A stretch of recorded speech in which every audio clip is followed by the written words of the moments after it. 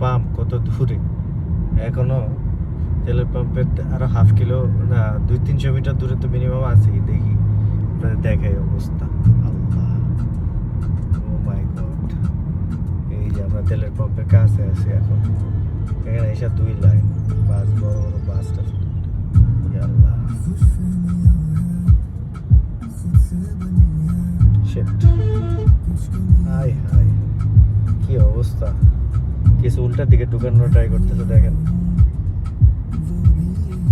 দেখছেন অবস্থা। আল্লাহ।